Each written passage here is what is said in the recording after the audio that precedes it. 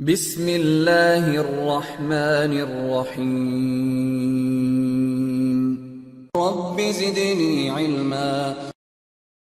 तालिब इल्म साथी अल्लाह की तौफीक से हमारी तीसरी नशस्त अब शुरू होने जा रही है इंशाअल्लाह। ये तकरीबन जो है 7:30 तक चलेगी। फिर उसके बाद ब्रेकफास्ट के लिए वक्फा होगा 15 मिनट का। फिर उसके बाद नशस्त हमारी दोबारा शुरू होगी 9 बजे तक चलेगी। 9 बजे के बाद फिर हम जो है 10 मिनट का वक्फा लेंगे टी ब्रेक के नाम पर। ज़रूरत पड़ती हो तो ठीक है।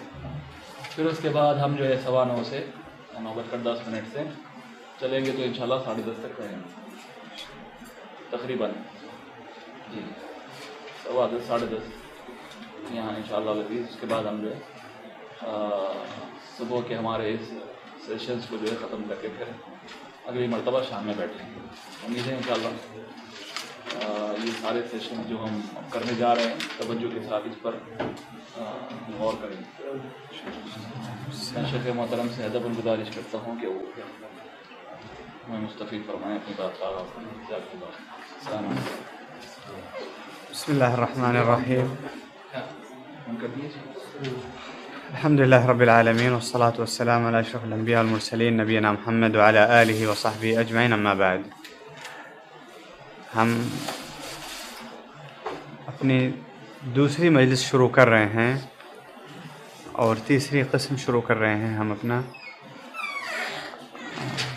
पिछले या कल जो हमने जो चीज़ें लिए थे उसमें कुछ चीज़ें समझ में नहीं आई है या बाकी चीज़ें समझ में आई हैं सब।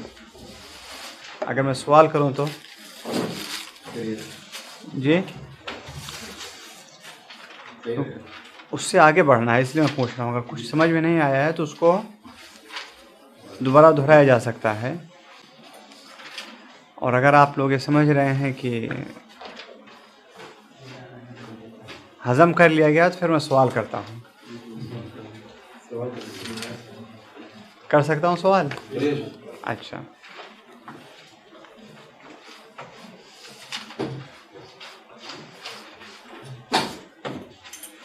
कल हम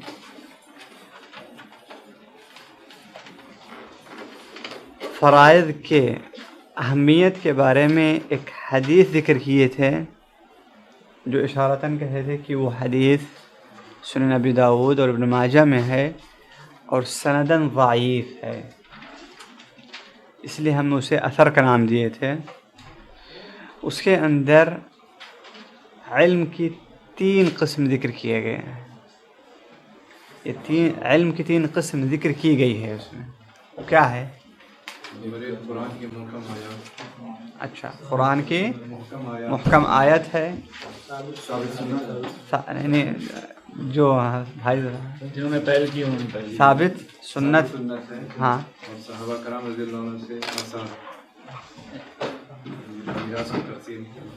उससे पहले अमीरात मीरास की तक़सीम, उसको सही लफ्ज़ इस्तेमाल करें।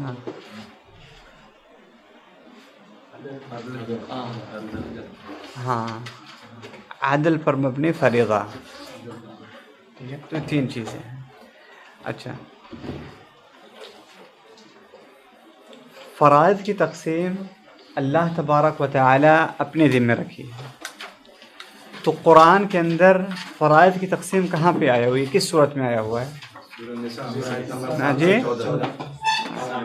सूरह निसा के अंदर 7 से लेकर के 14 तक और 176। अच्छा, ये कुरान के अंदर है। अहादीस में तकरीबन 18 हदीसें आई हुई हैं जो फ़राइज़ के बारे में है। और उसके बाद क्या है फिर? बाकी सारे जो है आसार सहाबा हैं। अच्छा, मीरास तक़सीम करने से पहले कुछ चीज़ों का ख़ास ख्याल रखना चाहिए। आप दो और कोई हाथ उठाएं कोई जो। हाँ, आप पूछ लें किसी से। नहीं, मैं ऐसे नहीं चाह रहा हूँ। मैं चाह रहा हूँ कि देखता हूँ कि लोग कौन जी, अच्छा है। ये देखें इस तरफ से तकसीम करने से पहले वालेकुम सलाम, अभी हम तकसीम नहीं कर रहे हैं, उससे पहले जी हमने कहे थे तकरीबन 4 चीज़ें जिसका ख़ास ख्याल रखा जाएगा। पीछे से हम लेने की कोशिश करेंगे। जी हाँ, खर्च और रहन की अदायगी तरतीब से पहले तरतीब से बात आप सही कह, जवाब आपका सही है। तजहीज़ और तकफीन, हाँ, मैयत से जो मुताल्लिक़ चीज़ें हैं, सबसे पहले क्या है, उसको तजहीज़ और तकफीन। खर्च और रहन की अदायगी, हाँ, वो कर्ज जो रहन से जुड़ा हुआ है, वो कर्ज जो रहन से जुड़ा हुआ है, ये 2 नंबर हुआ है। आम कर्ज जो रहेगा उस आदमी का, ठीक है। वसीयत, हाँ, और चौथे नंबर वसीयत है, ठीक है। और फिर आखिर में वरासत रहेगी। यानी अगर कोई आदमी इतनी रकम छोड़ा हुआ है जिससे सिर्फ उसकी तकफीन हो जाएगी, तो सबसे पहले उसकी तकफीन किया जाएगा, बाकी चीज़ों का ख्याल नहीं रखा जाएगा फिर, ठीक है कि नहीं। फिर बाद में मालूम ये हुआ कि उसने इतना छोड़ा है कि उसकी तकफीन भी हो सकता है और साथ जो उसके ऊपर कर्ज रहन के साथ उसको छोड़ाया जा सकता है। तो ये 2 काम किया जाएगा। बाकी के लिए अगर पैसा बाकी रहेगा तो ठीक है, और अगर उसने इतना पैसा छोड़ा हुआ है कि उसका तकफीन हो जा रहा है, रहन जो है उसे छोड़ाया जा रहा है और आम कर्जा अदा किया जा रहा है, बस, तो क्या किया जाएगा? ये पहले 3 काम किया जाएगा, ठीक है कि नहीं। और आखिर में इतना रकम छूटा है कि 3 काम होने के साथ साथ वसीयत भी नाफिज की जा सकती है, लेकिन वसीयत में ये चीज़ देखा जाएगा कि वो 1/3 हो, 1/3 से ज़्यादा ना हो, उससे कम हो, ठीक है। तो जो उसमें फिर बाकी रहेगा उसे फिर मीरास में तकसीम किया जाएगा, भले भी आखिर में 10 रियाल ही क्यों ना हो, 5 रियाल ही क्यों ना हो, लेकिन उसको जब तकसीम किया जाएगा, किस तरीके से तकसीम किया जाएगा? मीरास के तौर पे तकसीम किया जाएगा। ये एक तौर पर हरकत में लाने का मकसद था बस, ठीक है। वरना मुझे मालूम है कि आप लोगों ने इंशाअल्लाह वो चीज़ें लिए होंगे और वो चीज़ें जो हमने कल जिक्र किया हुआ है उसे आप लोग अब इंशाअल्लाह बेगौर उसका ख़ास ख्याल रखा होगा और याद किया होगा। हम शुरू करते हैं। कल हम रुके कहाँ पे थे?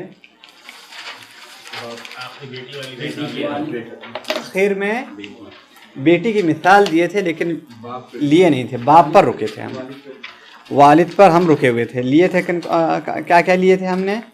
सबसे पहले शौहर लिए थे, बाद में बीवी का मीरास में क्या हक़ होता है, बाद में माँ का क्या हक़ होता है, बाद में बाप का क्या हक़ होता है। साथियों, हम ये जो चीज़ें लिए हैं, जो कैफियत बताए हुए हैं शरीयत में, इन लोगों का मीरास ऐसे ही होगा। यानी शौहर जब वो शौहर रहेगा, ठीक है, शौहर के दायरे में जब वो रहेगा तो उसे या तो आधा मिलेगा या तो चौथाई हिस्सा मिलेगा। सिर्फ यही 2 फ़र्क है उसके लिए, ठीक है। क्यों शौहर भी हो सकता है कभी, शौहर कभी और भी हो सकता है कुछ? जी हाँ, हो सकता है, हो सकता है बीवी के लिए। जी हाँ, मिसाल के तौर पर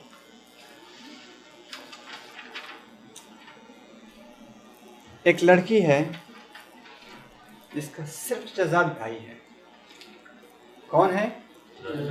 और उसी के साथ उसका निकाह हो गया, बाकी उसका कोई नहीं है, सब इंतकाल कर गए। वालिदा भी नहीं है, वालिद भी नहीं है, और कोई भाई भी नहीं है, चचा भी नहीं है। कौन है? चचाजाद भाई है उसका, और उसी के साथ उसका निकाह हो गया है, ठीक है। अब यहाँ पे क्या कैफियत रहेगी अगर उसे कोई औलाद नहीं रहे उसके तो, और ऐसी कैफियत हमारे माहौल में कहीं पाई जाती है, ठीक है कि नहीं। अच्छा, तो अब यहाँ पर शौहर के तौर पे वो कितना लेगा? आधा हिस्सा लेगा, ठीक है। और बाकी हिस्सा जो लेगा वो किस नाहियत से लेगा? चाचाजाद भाई होने के नाहियत से, आसबा की वजह से। समझ में आई? क्योंकि कभी कभी एक से ज़्यादा रिश्ते होते हैं कि नहीं होते हैं, तो यहाँ पे उसके साथ एक से ज़्यादा रिश्ते हैं। चाचाजाद भाई भी है वो, और क्या है? शौहर भी है, ठीक है। तो शौहर की नहीयत से उसको आधा हिस्सा मिल रहा है, बाकी जो आ रहा है वो किसकी वजह से आ रहा है, चचाजाद भाई होने की वजह से। ये एक मिसाल के तौर पर बताया जा रहा है, वरना आम तौर पे ऐसी चीज़ें पेश नहीं आती कभी, लेकिन कभी कभार कुछ लोगों के साथ पेश आ भी जाती है। ये कैफियत, इस तरह की कैफियत मेरे सामने कुछ खुद पेश आया था कि एक आदमी जिसके पास उसकी ख़ानदान में सिर्फ उसकी बीवी है, बाकी सारे लोग, उनके इलाके में बीमारी आई थी कि पहले ही उनका ख़ानदान छोटा से था और बीमारी की वजह से वो ख़ानदान जैसे होता नहीं साफ़ हो जाते हैं सब, वैसे उसके ख़ानदान साफ़ हो गए थे। उसके पास सिर्फ एक बेटी और कौन था, वो था, बस बेटी थी और वो था। बीवी के इंतकाल के बाद सिर्फ उनके ख़ानदान में ही 2 लोग थे, ठीक है। अब यहाँ पर जब तकसीम किया गया तो शौहर रहा और बेटी, ठीक है कि नहीं। यहाँ पे अब शौहर को कितना मिलेगा बेटी होने की वजह से, चौथा हिस्सा मिलेगा, बेटी को आधा मिलेगा, ठीक है। अब जो बाकी है वो क्या किया जाएगा, ये जो शौहर थे उस औरत का चचाजाद भाई था, क्या था, चचाजाद भाई था, ठीक है। तो आसबा की नाहियत से चचाजाद भाई को बाकी मिलेगा, आसबा की नाहियत से चचाजाद भाई को। अगर ये चचाजाद भाई नहीं होता तो यहाँ पर बाकी बेटी को रद्द के तौर पे मिलता, बेटी को ये रद्द इंशाल्लाह आगे आएगा कि रद्द कब होगा, किन लोगों के लिए होगा, वो सब इंशाल्लाह आगे आएगा, ठीक है। तो बेटी किसको मिलता, बेटे को। लेकिन चचाजाद भाई होने की वजह से हमने बाकी किनको दिया है, शौहर को दिया, ठीक है। साथियों इस तरीके से जो है में कभी भी एक से ज़ायद रिश्ते भी हो जाते हैं और वो वारिस भी रहते हैं, ठीक है कि नहीं। और ऐसी कैफियत पहले भी या अहादीस या आसार में सहाबा कराम के बीच में भी पाया गया हुआ था कि इंसान ने अपने ही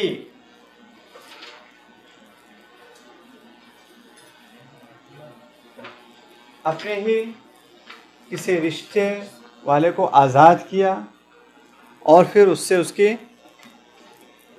शादी हो गई, तो इस नाहियत से भी जो है कहते हैं उसका वारिस वला की नाहियत से बन रहा है और रिश्ते की नाहियत से भी बन रहा है। तो ये इस किस्म की कैफियत पाएगी, लेकिन आम तौर पर जो कैफियत रहती है वो ऐसी नहीं रहती है, वो एक ही आम तौर पर रिश्ता लोगों का रहता है। अच्छा, अलमुहिम तो हमारे पास 4 लोग हो गए हैं। पहले कौन थे, शौहर था, दूसरा बीवी थी, तीसरी माँ थी और चौथे बाप थे।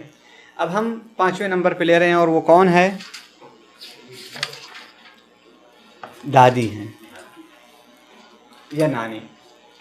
अरबी में जद्दा कहा जाता है तो उसमें दादी नानी दोनों आ जाते हैं। जद्दा का मतलब क्या होता है कि वालिद या वालदा की वालदा, वालिद की वालदा या वालदा की वालदा, तो दोनों को जद्दा कहा जाता है। हमारे यहाँ तकसीम किया जाता है जिस तरीके से हमारे यहाँ बहुत सारे रिश्ते नाम वाले रिश्ते होते हैं और उनको रिश्तेदार कहा जाता है, असल तौर पे शरीयत में उसकी या इस्लाम के अंदर उसका वज़न नहीं होता। मिसाल के तौर पर खालू, ठीक है, खालू ये असल तौर पर शरई रिश्ता नहीं है, हमने उन्हें नाम दिया हुआ है, बात अलग है कि उनके साथ आप एहसान करें, सारी चीज़ें करें, ये अलग बात है, लेकिन क्या वो रिश्ते हैं जिन्हें आपके ऊपर वाजिब है उनके साथ सिला रहमी करना? नहीं, उनसे पहले है कोई चीज़, उनसे पहले आपके रिश्तेदार हैं, उनसे पहले, ठीक है कि नहीं। तो खालू, इसीलिए हम लोग पास अब ये खालू होने के नाम पे लोग कहते हैं उनसे पर्दा है या पर्दा नहीं है। आया लड़की उनके सामने जा सकती है, नहीं जा सकती है, ठीक है कि उनके साथ वो महरम होंगे कि नहीं होंगे, ये सारे सवालात आते हैं। नहीं, खालू फूफा ये लोग महरम में नहीं हैं। लड़की उनके सामने चेहरा खोल के नहीं जाएगी, ये नहीं बोलेगी मेरे खालू हैं मेरे फूफा हैं, नहीं, उनके सामने उनके साथ मुसाफा नहीं करेगी, ठीक है।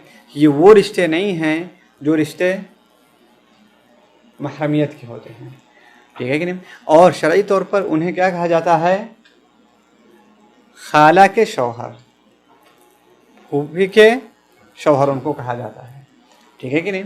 तो इस किस्म के कई रिश्ते हम लोग के माहौल में नाम दिए हुए हैं, लेकिन शरई तौर पर वो रिश्ते नहीं होते हैं वो, ठीक है कि नहीं।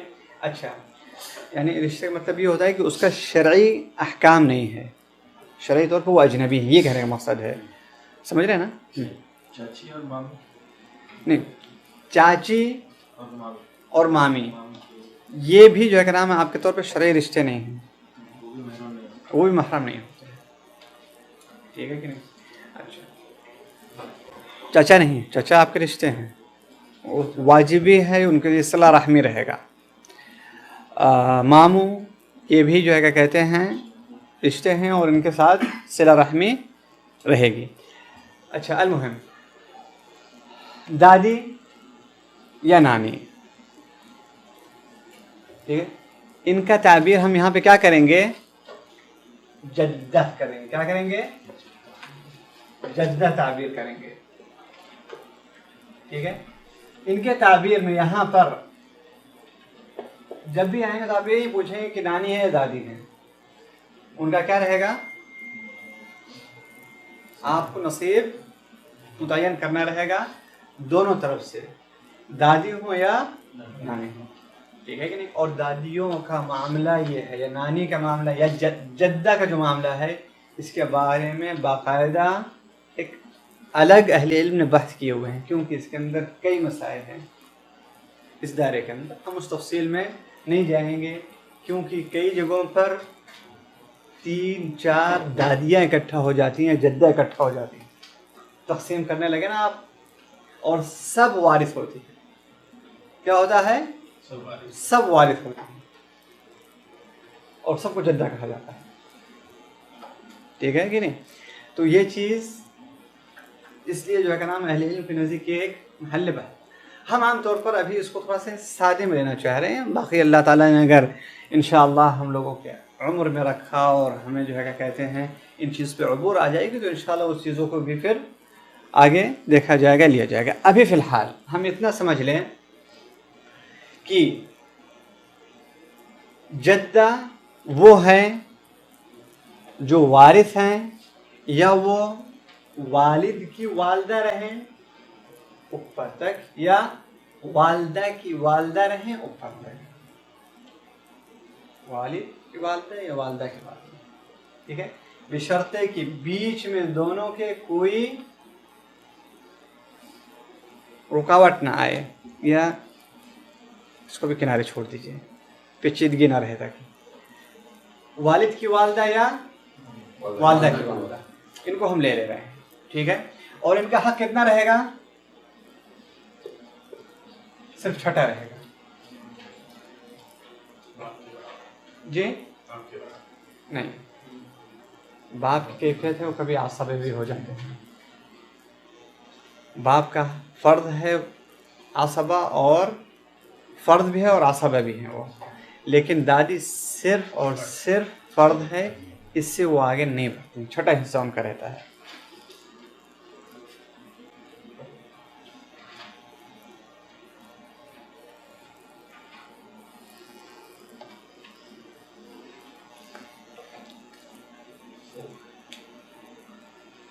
अच्छा, दादी या नानी का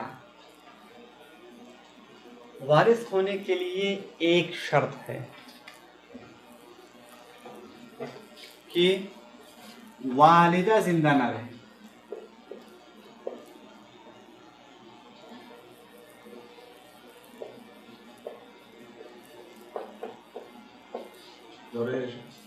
वालिदा की आदम मौजूदगी,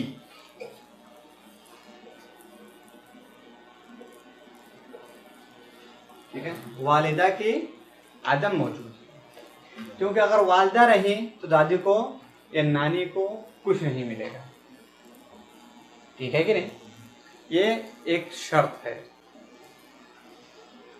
वालिदा अगर मौजूद है तो दादी का हक नहीं मिलेगा, नानी का हक नहीं बनेगा। क्यों? क्योंकि वो जो हक रहेगा वो वालिदा ले लेंगे। वादा नुक्ता ये, यानी दादी या नानी कब वारिस बनेंगी? जब वालिदा नहीं रहेंगी। वालिद जी दादी के इसमें जी दादी का मतलब अगर वालिद नहीं रहेंगे तब नहीं, वालिद से ताल्लुक़ नहीं है, वालिदा ना रहे बस। सिर्फ नानी का बस में नानी हो या दादी हो। तो दादी बोल रहा है, जी दादी कैसे बोल रहे? दादी अगर नानी का बोल रहे हैं ना बस। नहीं, नानी दादी दोनों हैं। अगर वालिद जद्दा रहेंगे तो तब भी दादी रहेंगी, तब भी दादी रहेगी। दादी रहेंगी। नानी दोनों है। मैं बताया कि यहाँ पे जद्दा हो रहा है, जद्दा में नानी दादी दोनों आएंगी। वही वो हाँ ठीक है ना, नानी दादी दोनों आएंगी जद्दा में। ठीक है, और इनके वारिस होने का शर्त क्या है? एक शर्त है कि वालिदा ना हो। समझ में आई बात? नहीं समझ में आ रहा है? अरबी में मैं आपको जो फ़लसफ़ा बता रहा था कि अरबी की इबारत क्या है? जद्दा।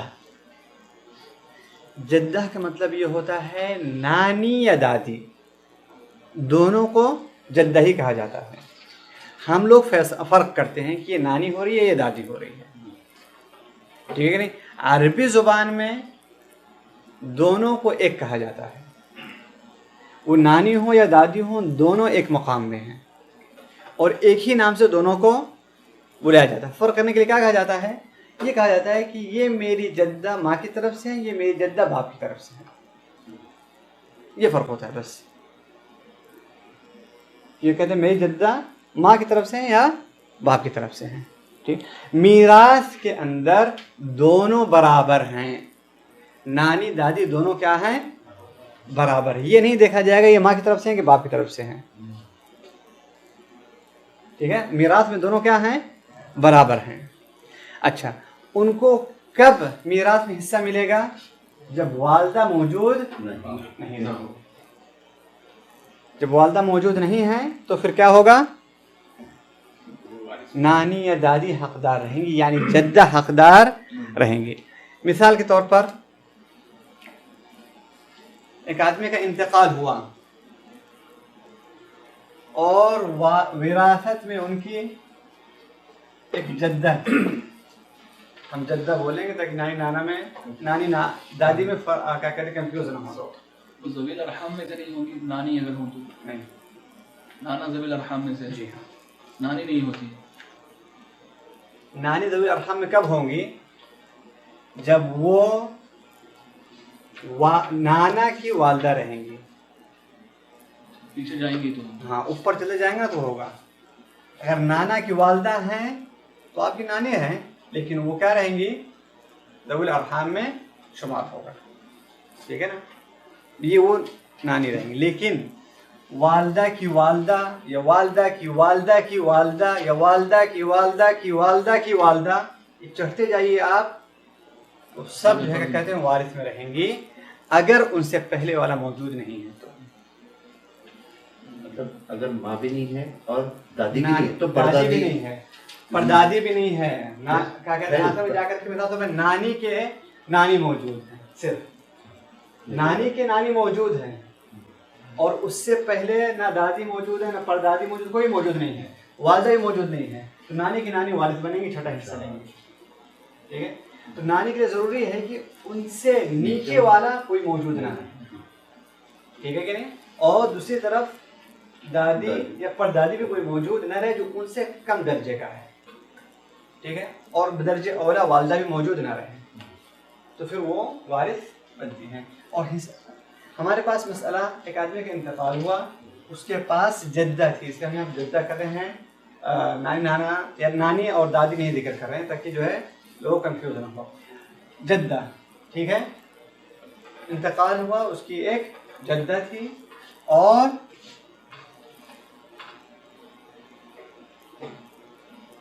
एक बेटा था। तकसीम कौन करेगा? 1/6 जिद्दा को और बाकी का बेटा में 1/6 जद्दा को और बाकी बेटा। मसला 6 में से रहेगा, जद्दा को 1 रहेगा और बाकी बेटे को रहेगा। थोड़ा सा अजीब नहीं लग रहा जद्दा जद्दा, लेकिन कोई बात नहीं, समझने के लिए थोड़ा सा हम बर्दाश्त कर लेंगे। तो ये मसला ऐसे रहेगा कि यहाँ पर छठा हिस्सा जद्दा को मिल रहा है। जद्दा में अगर दादी की नानी भी रहेंगी, दादी की नानी वो भी आती दादी भी हो परदादी दोनों भी जिंदा हो। दादी की नानी, दादी की हाँ, लड़की तक अगर वो जो है का नाम है चलती जा रही है तो ठीक है, वो भी रहेंगी। उम्मे अबिल अब, जी हाँ। लेकिन क्या कहते हैं दादा अदा क्या कहते हैं वालिद की नानी, वालिद की अगर नानी रहेंगी तो वो चीज़ नहीं आती, ठीक है। लेकिन वालिद की वालदा रही उस पर तक वो आएंगे। ये एक इसलिए मैं कहा था कि लंबी बात है, इसके अंदर वो दादी और नानी का जो मामला बस उसके अंदर दो किस्म की रहती हैं, एक वारिस रहती हैं और एक वारिस नहीं रहती हैं। एक यानी क्या कहते हैं वरासत में आता है, अस्हाब फ़ुरूज़ में आती हैं, और दूसरा दवील अरहाम में आती है। जो दवील अरहाम में आती है वो नॉर्मल तौर पे वारिस नहीं रहेंगी। और हमारे लिए फ़िलहाल अभी यही है कि हम इसमें शुमार कर लें कि उनको दादी को और नानी को करीब में ही रहें, फिर इंशाअल्लाह अल्लाह ताला अगर देगा। तो वो जो चीज़ें हैं साथियों वो नादिर की हैं। अभी हम चीज़ें क्या ले रहे हैं जो एक नॉर्मल हालतें पाई जाती हैं, नादिर वाली चीज़ें उसको बाद में फिर देखा जाएगा। अच्छा, हम अगला एक और मसला ले लें। एक और दादी भी जिंदा है, नानी भी जिंदा है। 1/12 1/12 जाएगा ना जी, मैं आ रहा हूँ आगे, उसी पे आ रहा हूँ, ठीक है। अगला मसला था जो हम दोबारा एक दूसरा मसला लेते हैं, वो ये कि इंसान का इंतकाल हुआ, उसके पास दो जद्दा हैं, ठीक है, और वालिद भी हैं, ठीक है, और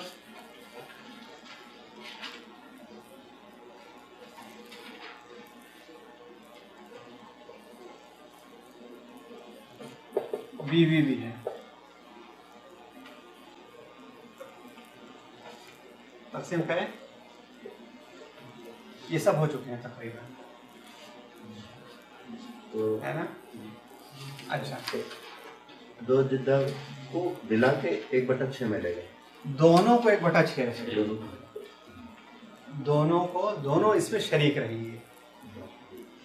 मिसाल तौर पर इंसान का इंतकाल, उसके पास दादी भी है नानी भी है, और दोनों एक ही मर्तबे में है ना।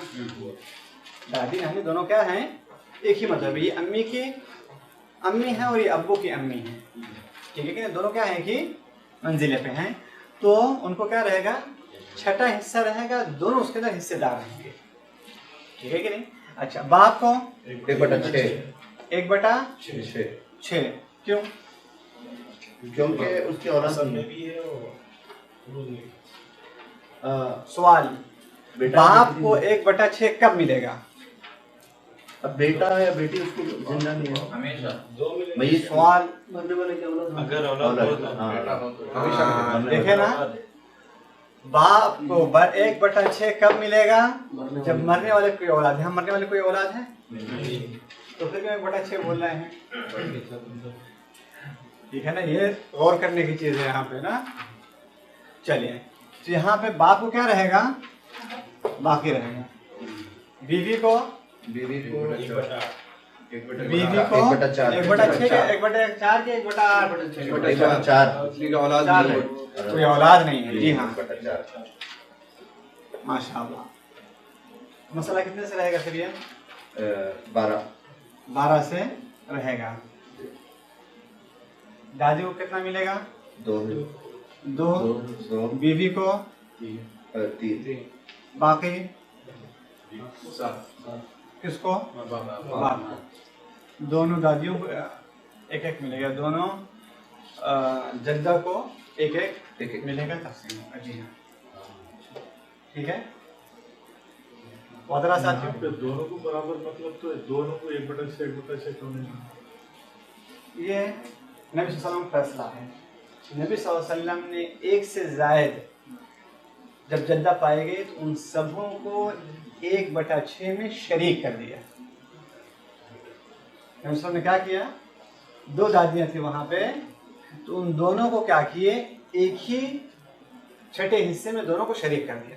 तो हम भी उसी तरीके से दोनों को एक ही छठे हिस्से में शरीक कर रहे हैं।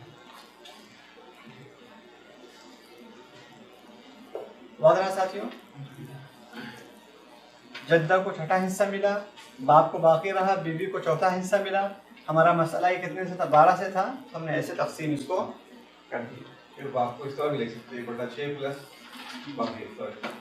बाप को 1/6 उस हालत में दिया जाएगा जब कोई मरने वाले की औलाद नहीं।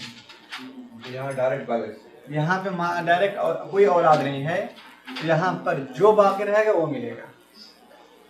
आप लोगों में डाउट है? एक डाउट है। जी डायरेक्ट पूछ रहे क्या? हैं, आपस में घुसल क्या कर रहे हो? जी ये कह रहे हैं कि दो जद्दा है, हाँ, एक वालिद है, एक बीवी है। ये जो दो वालिद और बीवी जो है, ये जो इसका इंतकाल कर गया, उसी के जो है उसको जाए तो वो एक पहलू है। वालिद और बीवी, हाँ, मरने वाला शौहर है ना, बीवी का शौहर है, ठीक है कि नहीं? जब उसका इंतकाल हो तो उसके एक अब्बू थे घर के अंदर, दादी नानी थी घर के अंदर, और बीवी थी। अल्लाह ताला ने उनको औलाद नहीं दी थी। ये कैफियत थी घर की। समझ में आई बात? इंतकाल हुआ एक आदमी का, उनके घर के अंदर दादी भी हैं, नानी भी हैं और वालिद भी हैं। वालिदा पहले गुजर चुकी थी और बीवी है। बीवी अभी 2 महीने पहले लेके आया था वो, तो उसका कोई औलाद नहीं। मसला समझ में आया? तो फिर आप 2 महीने साथ रह के इंतकाल हो गया उसका कार एक्सीडेंट में। वाज़ेह रहा नुक्ता? तो अब यहाँ पर जो उसके पास उसने जो कमा के रखा था, बैंक बैलेंस जो उसके पास थे, जो गाड़ी थी उसके, जो घर थे उसके, सबको जमा किया गया। उन सबको बेचने के बाद जो रकम आई हमारे पास, तकसीम करना है वर्था पे। जब तकसीम किया जाएगा तो छठा हिस्सा दादी नानी को शरीक के तौर पे दिया जाएगा, बीवी को चौथा हिस्सा उसमें से दिया जाएगा, और जो बाकी रहेगा वो बाप को दिया जाएगा। मसला वाज़ेह है ना? अगर यहाँ अक्स कर दे, बीवी की जगह शोहर कर देगा, बीवी का इंतकाल हो तो क्या राय है? उसको भी ले लें? चलें। भाई कह रहे हैं हमारे कि आपने गलत किया। हमारा सवाल था कि यहाँ पर इंतकाल होने वाला बीवी है, शौहर नहीं है। आपने शौहर को मार दिया। चलिए, तो यहाँ पर हम जो है बीवी को हटा करके शौहर को रख रहे हैं। चलें,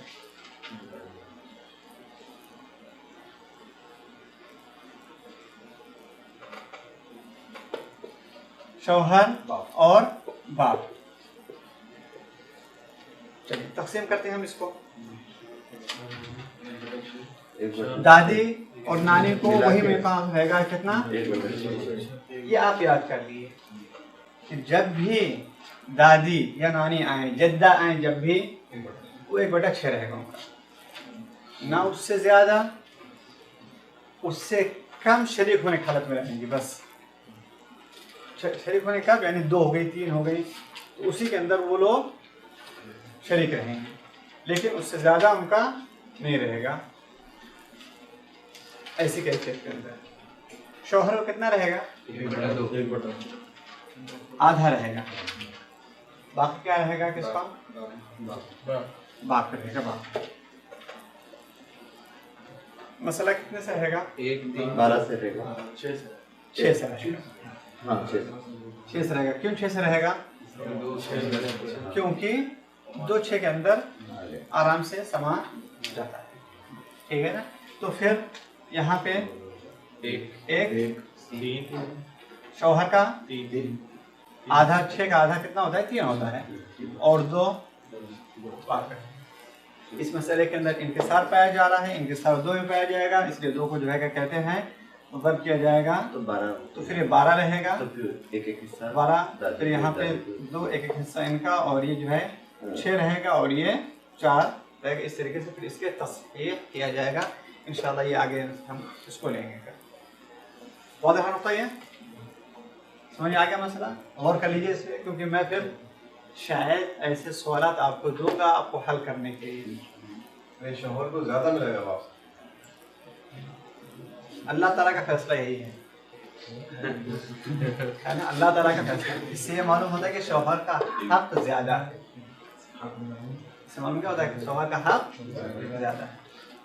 बाप को असबा में से भी मिल रहा है, फराज में से भी नहीं, यहाँ पे बाप को फर्द ही में असबा ही मिल रहा है, फर्द यहाँ पे नहीं है।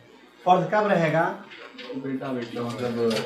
जब बच्चे के औलाद रहेंगे तब फर्द रहेगा। जब तक उनके औलाद नहीं है तब तक उसको सिर्फ असबा मिलेगा, और ये भी हो सकता है बाप को इससे भी कम मिले, इससे भी कम मिले हो सकता है बाप को। कब मिलेगा कम? जब जो है क्या कहते हैं मसाइल के अंदर औलाद नहीं होते हैं और सिर्फ असहाबे फर्द रहते हैं, ये चीज हो सकती है। बताऊं 1/2 किसको? उसका बेस क्यों बढ़ाया? 6 से 12 क्योंकि 2 है, एक दादी है, तो आधा आधा हिस्से के बजाय एक हिस्सा कर हम 2। वो आधा नहीं करेंगे ना, क्योंकि फरायद में हम थोड़ा सा क्या कहते हैं 0.2 0.1 ये चीज़ें का हिसाब नहीं लगाए, 0.5 का हिसाब नहीं लगाए, तो उसका सीधे पूरे नंबर रहता है। क्योंकि फिर इस तरीके से आगे चल के साथियों हमको क्या करना है, ये माल के इतने हिस्से करना रहेगा। फिर वो तरीका इंशाल्लाह आगे आएगा कि फिर ये माल जो बाकी रहेगा उसको किस तरीके से ज़र्ब किया जाएगा, तो फिर वो लोग सब लोग का हक निकल के आएगा। जैसे 15 लाख रहा जिसको किस तरीके से ज़र्ब किया जाएगा, तो वो अगर हम यहाँ पर जो क्या नाम है वो पार्ट 1 पार्ट 2 रखें या इस तरीके से, या बट क्या रहेगा फिर वो हिसाब करने में थोड़ा से दुश्वारी होगी। तो इंशाल्लाह अगला मरहला है इंशाल्लाह। उम्मीद ये है कि इंशाल्लाह वक्त भी साथ देगा, आप लोग भी साथ देंगे, हम लोग वहाँ तक इंशाल्लाह पहुँच सकेंगे। चलिए इसको मैं मिटा रहा हूँ। एक मसले में हाँ। अगर बीवी हामिला है, 9वां महीना चल रहा है, शौहर का जैसे इंतकाल हुआ विलादत होती है, तो नौमौलूद लड़का या लड़की को कुछ नहीं मिलेगा ना? क्योंकि सवाल ये है कि जो नौमौलूद है वो किसी का कुछ लग रहा है कि नहीं लग रहा है? मौलूद, हाँ, बेटा अपने खुद तो नहीं आया ना, अपने खुद तो नहीं आया ना, वो किसी का सबब था, तो उसको लग रहा है कि नहीं लग रहा है? क्या लग रहा है उसका? बेटा लग तो बस शुमार बेटों में होगा वो, और मीरास तकसीम करने में उतना इंतज़ार भी किया जा सकता है। अच्छा, जी हाँ। और अगर नहीं कोई लोग के पास जल्दबाजी है, उसके मीरास का भी एक अलग तरीका होता है फिर तकसीम करने का, कि तकदीर करेंगे आया वो लड़का होगा लड़की होगी, ठीक है कि नहीं, या फिर जुड़वा होंगे, जुड़वे में जो है क्या कहते हैं 2 लड़का 2 लड़की, या एक लड़का एक लड़की, या फिर दोनों लड़की। ये चीज़ का फिर वो एक अंदाज़ा लगाया जाएगा, और उसको कम से कम वक्ती तौर पर उसके लिए ज़्यादा से ज़्यादा उसको रोक के रखा जाएगा, माल में से ज़्यादा रोक के रखा जाएगा, और वो फिर आखिर में जो होगा उसको देने के बाद अगर बाकी माल रहेगा तो फिर बाकी वर्षा में तकसीम किया जाएगा। ये चीज़ जो है क्या कहते हैं अहले इल्म ने इसका बहस किए हुए हैं, लेकिन हम वो चीज़ों को फ़िलहाल नहीं ले रहे हैं इस बुनियाद पर कि हमारे पास अभी फ़िलहाल उससे ज़रूरी वाले मसाइल मौजूद हैं। और ये क्या है, एक किस्म की ये एक नादिर चीज़ें हैं कि जो है क्या कहते हैं वरसा आपस में इतना लड़ रहे हैं कि पैदा होने वाले का भी इंतज़ार नहीं कर रहे हैं, तो उस हालत में किया जाता है। वरना आम तौर पे होता क्या है कि लोग इंतज़ार कर लेते हैं 2 महीने 3 महीने 4 महीने, यहाँ तक कि वो पैदा हो जाता है, और ये भी देखा जाता है कि आया वो ज़िंदा पैदा हो रहा है नहीं, ठीक है। ये भी एक मसला वहाँ पे रहता है। फिर उसके बाद जो है क्या कहते हैं फैसला किया जाता है कि किसको कितना मिलेगा और किसको कितना नहीं मिलेगा। जी हाँ, ये हमारे पास एक आखिरी मसला ले लें दादी का या नानी का या जद्दा का, फिर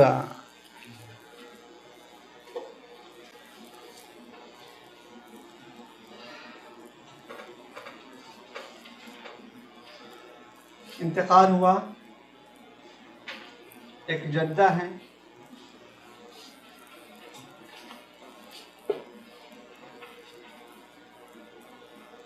माँ है और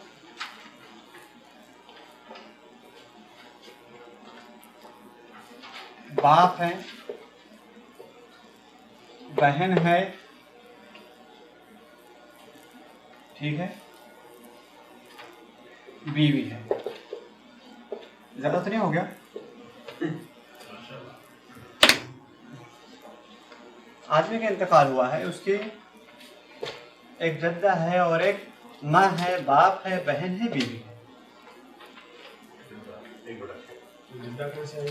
जी दादी नानी जिंदा है। जी हाँ, माँ मौजूद है, जद्दा तो नहीं रहेगा फिर यहाँ पे, ठीक है ना? फिर माँ को कितना रहेगा यहाँ पे? औलाद है तो फिर उसको 1/4 1/8 रहेगा। माँ है 1/3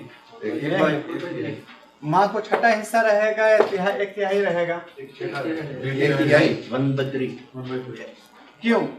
बेटा है, बेटी औलाद नहीं है। औलाद नहीं है। औलाद नहीं है, चलिए एक तिहाई रहा। और बाप को 1/6 बाप को 1/6 है। और बहन को आधा हिस्सा रहेगा ना? औलाद नहीं है। कह रहे हैं कि औलाद नहीं है, तो फिर क्या रहेगा वो? आसबा में रहेगा। आसबा में, चलिए मैं आप लोग के साथ चल रहा हूँ, मैं भी बाद में बताता हूँ जी। बहन आधा होना चाहिए ना बहन को? अभी लिए नहीं है, कोई बात नहीं, लेकिन कोशिश कर लें।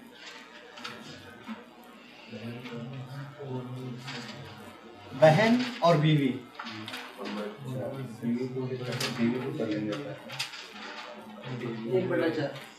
बीवी को 1/4 हो गया, और बहन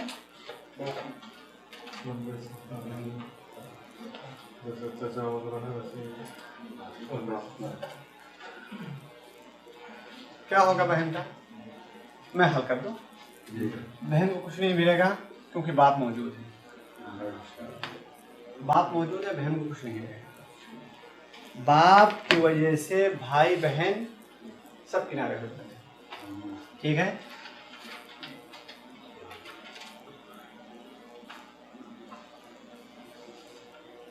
अच्छा, ये मसला कितने पे रहेगा? 12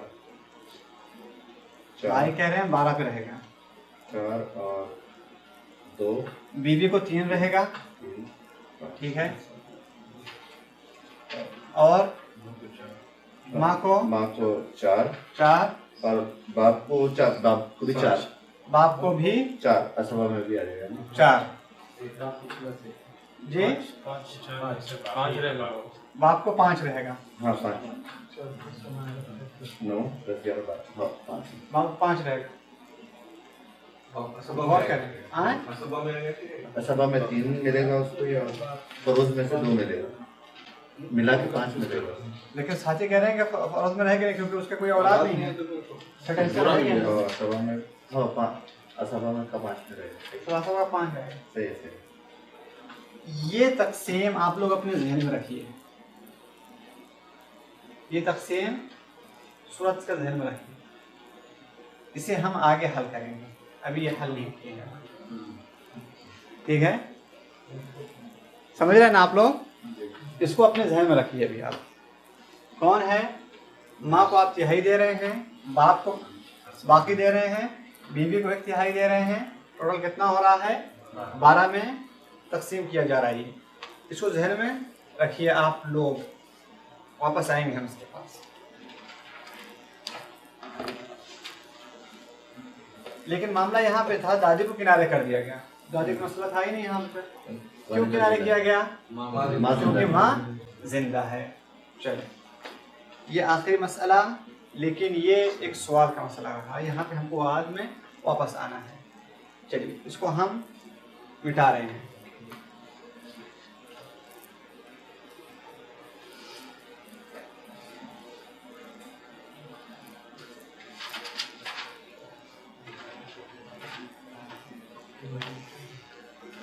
दादी ले लिए, फिर दादा कहाँ गए?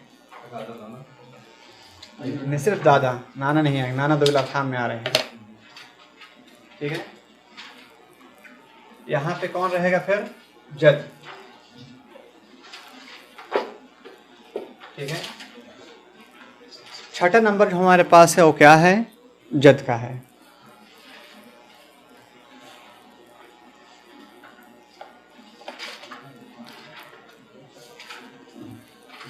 जद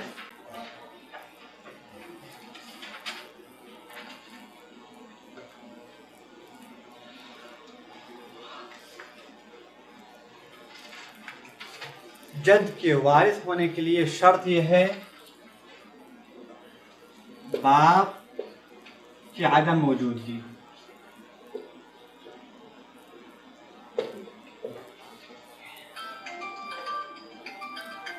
एक शर्त क्या है कि बाप की आदम मौजूदगी। जद देने सिर्फ दादा जी, यानी बाप मौजूद नहीं है, ये एक शर्त। दूसरा शर्त ये है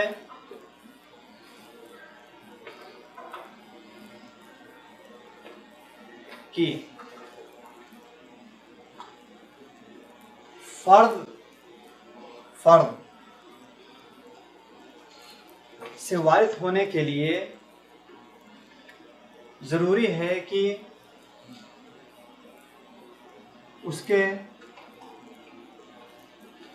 मैयत के औलाद हो। पहली बात ही इससे पहले, ताकि हमें चीज़ मसला समझ में आ जाए, दादा दो नाहियत से वारिस होते हैं, बल्कि तीन नाहियत से होते हैं। एक तो होते हैं फर्द के नाहियत से वारिस होते हैं, दूसरा तासीब के नाहियत से वारिस होते हैं, और तीसरा फर्द और तासीब दोनों नाहियत से वारिस होते हैं। ये बाप की तरह ही लग रहा है। ये दादा जो है तकरीबन बाप ही जैसे, बाप ही के मंजिले पे उतारे जाते हैं। दादा जो हैं बाप के मंजिले पे उतारे जाते हैं। तो इसका मतलब ये है कि दादा कभी जो है क्या नाम है छठा हिस्सा ले रहे हैं, ठीक है, कभी सिर्फ बाकी ले रहे हैं, और कभी छठा के साथ बाकी ले रहे हैं। तो उनकी तीन कैफियत रहेगी।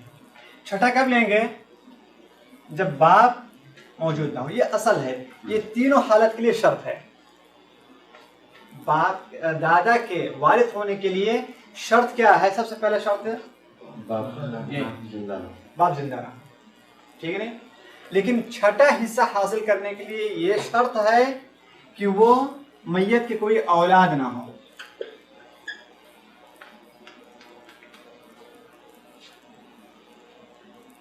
मैयत के कोई औलाद ना हो, तब वो छठा हिस्सा हासिल किया जाएगा।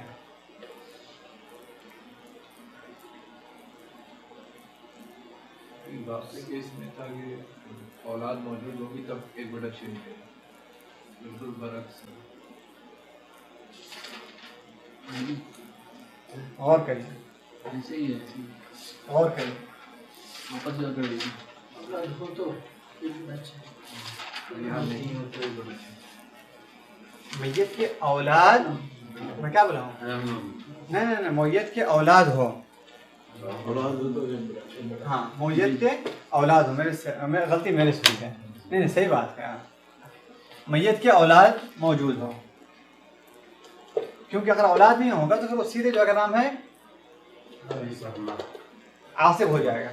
मैयत के अगर औलाद उसका हो जाएगा वो सीधे आसाबे में आ जाएगा, फिर वो औलाद ना हो तो।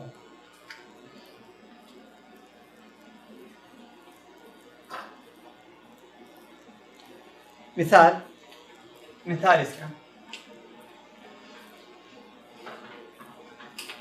दादा जद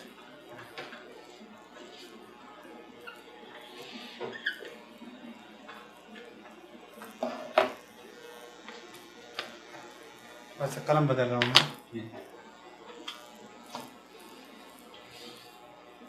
जद हमारे पास है यानी दादा, जद्दा दादा हो नानी हो गई या दादी हो गई, ठीक है। और बीवी, ठीक है। और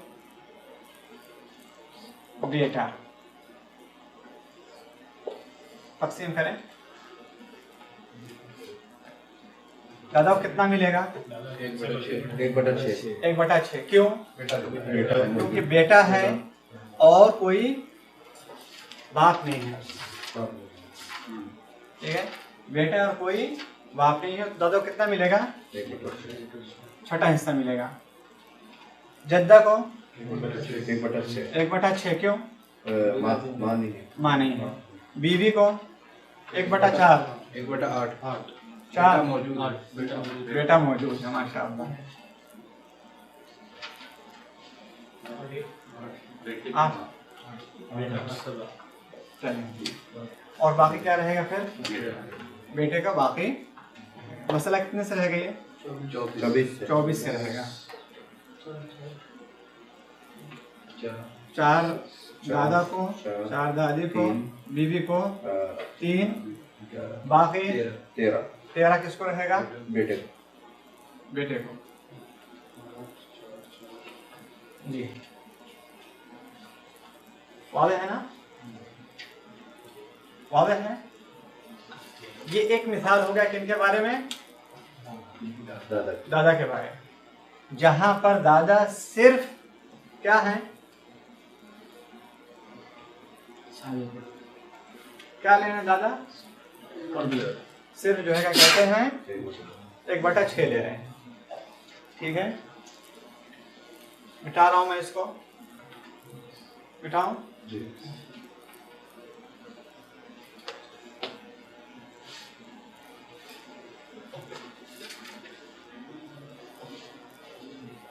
अच्छा, अब यहां भी देखते हैं हम।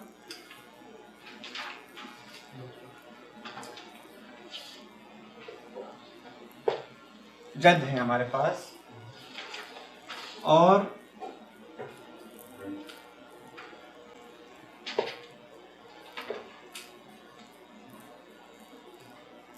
साथ इनके साथ हमारे पास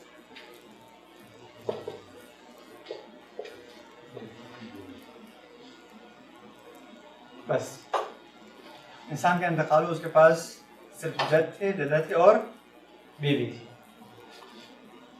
कह रहे हैं दादा को कुछ नहीं मिलेगा। यहाँ पे एक भाई ने फैसला किया कि यहाँ पे दादा को कुछ नहीं मिलेगा। क्या राय आप लोगों को? जी 1/6 प्लस नहीं मिलेगा, इसलिए कि औलाद मौजूद नहीं है। 1/6 नहीं मिलेगा, सिर्फ असबा में, सिर्फ असबा में होंगे। कौन? दादा, दादी या 1/6 दादी को 1/6 और बीवी 1/4 और ये बाकी। ठीक है, क्या रहेगा ये? बाकी रहेगा। वाज़ेह है तो मसला किससे? 12 से रहेगा। यहाँ पे आदि को 4, 2 और ये 3, बाकी 7 हिस्से दादा की, 7 हिस्सा दादा को बाकी रहेगा उसका। ठीक है, अच्छा ये तो आप समझ में आ गया। लेकिन अगर हमारे पास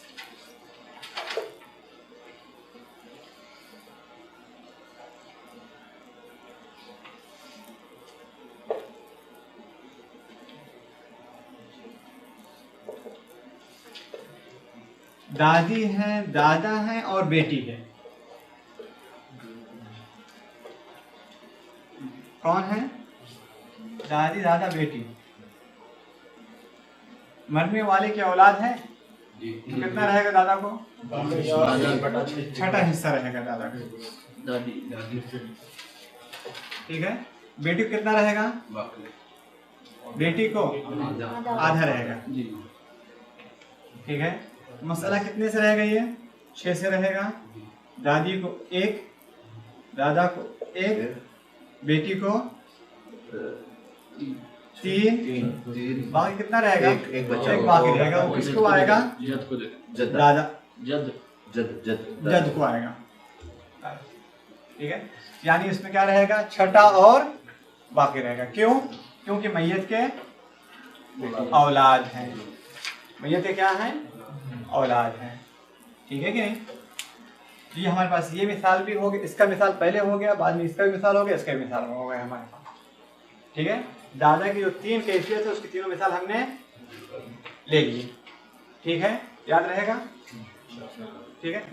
यहाँ पे दादा को छठा हिस्सा और बाकी मिला है, यहाँ पे दादा को सिर्फ बाकी मिला है। और पहली मिसाल जो हमने मिटा दी है उसके अंदर क्या था? दादा को सिर्फ छठा हिस्सा मिला था। वादा है? मिटा दो।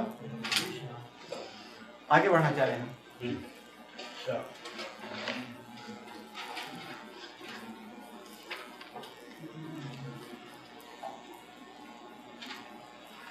अल्लाह की क्या मसलियत है जो बीवी को कम मिलता है? कम मिला है बीवी को कम जो मिलता है, अल्लाह की क्या? भाई अब इससे क्या चीज है कि बीवी को 8वां हिस्सा मिल रहा है या बीवी को 4था हिस्सा मिल रहा है। आप ये चीज ना देखिए, आप ये देखिए कि जब माल तकसीम होता है आम तौर पर जब देखा जाता है, मैंने जितने मसाइल तकसीम किया हूँ मेरे भाई, वहाँ पे मैं ये देखता हूँ कि औलाद से ज़्यादा बीवी का हिस्सा निकलता है। किसी के 4 बच्चे हैं, 5 बच्चे हैं, ठीक है कि नहीं, और उनकी जो क्या नाम वालदा हैं, जब तकसीम करने के लिए हम आते हैं वहाँ पे देखते हैं वालिद, वालदा, बीवी, बच्चे, ठीक है कि नहीं। तो जो हिस्सा निकलता है, रकम निकलती है, पैसों की जो रकम निकलती है ना, वो आम तौर पर बीवी का ज़्यादा होता है बच्चों से। बच्चों को अगर पैसा तकसीम करने के बाद लाख रुपए आ रहा है, बीवी का 1.5 लाख रहता है। ठीक है कि नहीं? अब जैसे अच्छा, बच्चे नहीं है, हाँ हाँ, अच्छा ये दादा दादी को ज़्यादा जी। अच्छा यहाँ पे देखिए, असल तौर पर ये अल्लाह ताला की सच बात है कि हिकमत। अल्लाह ताला ने लड़कों को डबल क्यों दिया है, लड़की को कम क्यों दिया है? लड़की को शौहर से भी मिलता है। असल तौर पे साथियों देखें, इस्लाम के अंदर औरत जो है उसकी अखराजात कोई और बर्दाश्त करता है। बीवी है शौहर बर्दाश्त करेगा, ठीक है कि नहीं। बेटी है तो बाप बर्दाश्त करेगा, बहन है तो भाई बर्दाश्त करेगा, माँ है तो बच्चे बर्दाश्त करेंगे, ठीक है। उसको उसकी जिम्मेदारी कमाने की नहीं होती। आजकल माशरे में होता नहीं है। लोग ना करें अलग मामला है, देखिए आजकल लोग ना करें ना, फितरत इंसान की वही है, फितरत असल तो इंसान का वही है। अब इंसान इसमें आप कहते हैं कि देखिए बेटा माँ का खर्चा नहीं बर्दाश्त कर रहा है, क़यामत के दिन उससे जिम्मेदार है वो, ठीक है। भाई बहन का खर्चा नहीं बर्दाश्त कर रहा है, ख़ासतौर पर बहन की अगर शादी नहीं हुई है तो क़यामत के दिन उससे जिम्मेदार है। शौहर अपनी बीवी का खर्चा नहीं बर्दाश्त कर रहा है, ठीक है, तो जिम्मेदार है। तो असल तौर पर अगर आप उसको चौथा हिस्सा दे रहे हैं ना, उसका रखा रहेगा। लेकिन अगर आप वही हिस्सा बेटे को दे रहे हैं तो क्या होगा, बेटे खर्च करना है, वो उन पैसों से अपने भी खाएगा और अपने बहन को भी खिलाएगा, ठीक है। इसलिए आप देखें कई जगहों पर होता क्या है कि बीवी के पास बड़ी रकम रहती है, लेकिन घर का खर्चा वहां पर जो चलाने वाला होता है वो शौहर रहता है। बीवी का बड़ी रकम उसके पास मौजूद है, लेकिन घर का खर्चा कौन चला रहा है? शरई तौर पर शौहर चलाएगा। भल भी शौहर महीने का मुश्किल 2000 कमा रहा है, बीवी के अकाउंट में 20 लाख रखा हुआ है, बीवी खर्चा नहीं करेगी। शरई तौर पर उसकी जिम्मेदारी नहीं है, अखलाक के तौर पर जिम्मेदारी नहीं, कौन करेगा? शौहर करेगा, भल भी 2000 कमा रहा है, ठीक है। उस 2000 में बीवी की जरूरत पूरी करेगा। बीवी को जो चीज़ की जरूरत है कौन पूरा करेगा? शौहर पूरा करेगा। तो असल तौर पर अगर देखा जाए, जिन हालत में देखा जाए, तो इस्लाम ने जो उसूल बनाया हुआ है उसके नाहियत से बीवी हो गई, बहन हो गई है, बेटी हो गई, उनके पैसे क्या होते हैं, सेफ रहते हैं। वो अपनी ज़रूरियात पर खर्च करेंगे वो जब उनको ज़रूरत पड़ेगी, जिस तरह ज़रूरत पड़ेगी। लेकिन रोज़ाना की जो ज़रूरियात है वो कौन बर्दाश्त करेगा उनका? या भाई बर्दाश्त करेगा, या शौहर बर्दाश्त करेगा, या बाप बर्दाश्त करेगा, या बेटा बर्दाश्त करेगा। या इस केस में ससुर, ठीक है, नहीं इस केस में ससुर ये बहू बहू हो गई, लेकिन बहू के शौहर के इंतकाल के बाद ससुर की जिम्मेदारी नहीं रहेगी। ससुर की जिम्मेदारी अब किसकी रह जाएगी? नहीं, बीवी का जो बाप होगा या भाई होगा, या अगर उसके कोई और बेटे होंगे। ठीक है, अगर कोई नहीं रहेगा तो यहाँ पर अखलाकी तौर पर, ठीक है नहीं, ससुर का एहसान रहेगा अगर वो बीवी का खर्चा बर्दाश्त कर ले तो, ठीक है नहीं। लेकिन असल क्या है कि शौहर के इंतकाल के बाद बीवी अपने बाप की जिम्मेदार हो जाती है, जो उसका बाप रहता है। उसके साथ उसके बच्चों की भी जिम्मेदारी, नाबालिग बच्चों की भी। जो नाबालिग बच्चे हैं वो तो उनके वली की जिम्मेदारी रहेगी। अब वली कौन बन रहा है उनका? ठीक है, दादा बन रहा है, चचा बन रहा है, बड़े अब्बू बन रहे हैं, जो बन रहे हैं वो उनकी जिम्मेदारी है। अब ये सारी चीज़ें जो है कहते हैं मौजू से बाहर की है मामला। ठीक है, अब मैं इसे मिटा रहा हूँ मैं फिर।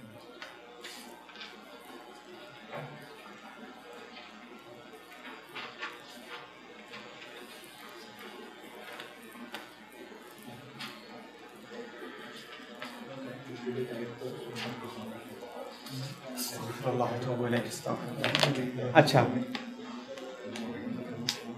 अब हम दाखिल हो रहे हैं, हमारे पास 6 हो गए हैं। 7वां हमारे पास जो मौजूद है वो किनका रहेगा? बेटियों का हक रहेगा, बेटी का।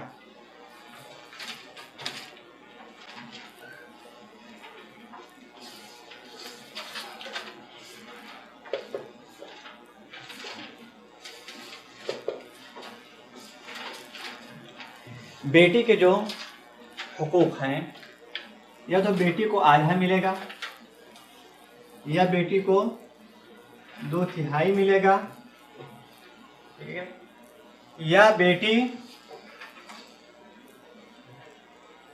आसबा में शरीक रहेगी। क्या रहेगी? आसबा में शरीक रहेगी। ठीक है, नहीं, बिदात खुद नहीं आ सकती, बिदात खुद आसबा में वो नहीं आ सकती।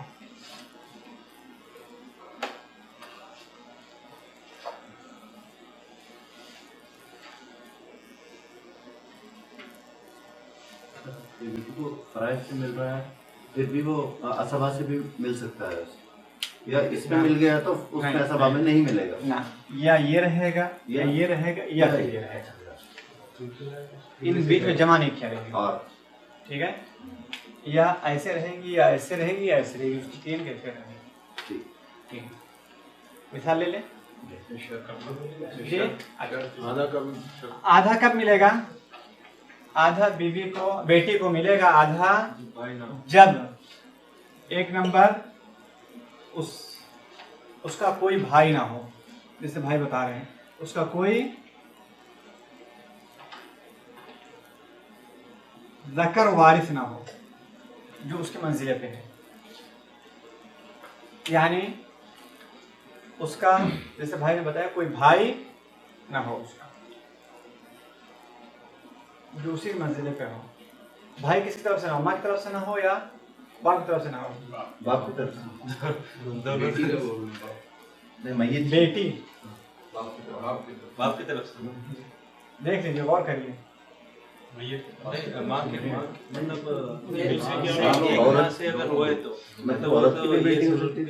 ये असल तौर पर जो मसला आ रहा है यहाँ पे, भाई बहन का नहीं आ रहा है, यहाँ पे यहाँ का बेटे का आ रहा है। ठीक है नहीं, जहाँ पे उसका मिरास तकसीम हो रहा है ना, ठीक है, वो असल तौर पर सगे हैं उन्हें दोनों, ये सब क्या हो रहे हैं? दोनों सगे हो रहे हैं, एक ही माँ बाप के हो रहे हैं यहाँ पे। ठीक है नहीं, तो बेटा है। तो यानी कहने का मकसद ये है कि जिसका इंतकाल हो रहा है, ठीक है कि नहीं, उसके साथ कोई शरीक न रहे उसका, जो ज़कर हो, लड़का हो, यानी कोई बेटी है कोई और बेटा ना हो उसका, वो बेटी है उसका कोई और बेटा ना हो, ठीक है। निस्बत मैयत की तरफ से, निस्बत मैयत की तरफ से होगा। मैयत जिसके मिसाल के तौर पर मैं मिसाल देता हूँ अभी, शौहर का इंतकाल हुआ, उसकी बीवी थी और एक ही बेटी बेटी, ठीक है क्या। यहाँ पे ये देखा जाएगा कि इनका कोई जो है क्या नाम है औलाद लड़का ज़कर ना हो, ठीक है। ये नहीं देखा जाएगा कि आया इसी के माँ से या किसी और की माँ से, ये नहीं देखा जाएगा यहाँ, ठीक है। यहाँ देखा जाए इनके कोई औलाद तो नहीं है कहीं पर भी, कहीं भी हो जी, किसी भी एक का हो, ठीक है, तो उसके कोई औलाद तो नहीं है, इसके लिए कोई फर्क होने वाला नहीं है। अगर कहीं पे औलाद हो गया तो इसका हिस्सा आधा नहीं मिलेगा, कितना मिलेगा, आसबा में शरीक हो जाएगी, ठीक है। तो सबसे पहला शर्त यह है कि कोई ज़कर इसके साथ शरीक ना हो, ये एक शर्त हुआ। दूसरा शर्त यह है कि कोई बहन शरीक ना हो। पहला जो है ना कोई भाई शरीक ना हो, दूसरा कौन है, बहन शरीक ना हो। ये गौर करिए इन दोनों नुक्ते पे। पहला शर्त क्या रहा, भाई शरीक नहीं है, दूसरा शर्त क्या है, बहन शरीक नहीं है। अगर दोनों नहीं हैं तो फिर बहन बेटी को कितना मिलेगा, आधा हिस्सा मिलेगा, ठीक है कि नहीं।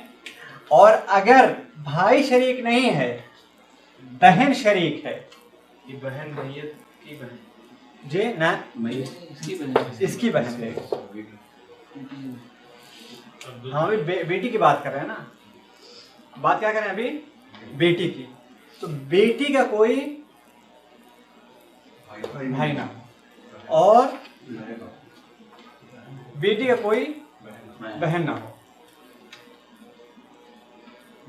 रिश्ता समझ में आ रहा है कि नहीं समझ में आ रहा है। ये वारिस है, बेटी वारिस है, ठीक है। देखिए देखिए गौर करें, यहाँ पे गौर करें। इंसान का इंतकाल हुआ, उसकी एक बेटी है, ठीक है नहीं। ये जो बेटी है अकेली है, उसको आधा हिस्सा मिलेगा। अगर कोई भाई उसके साथ शरीक है, यानी मैयत का कोई और औलाद भी है, तो उसका भाई रहेगा ना, ठीक है ना।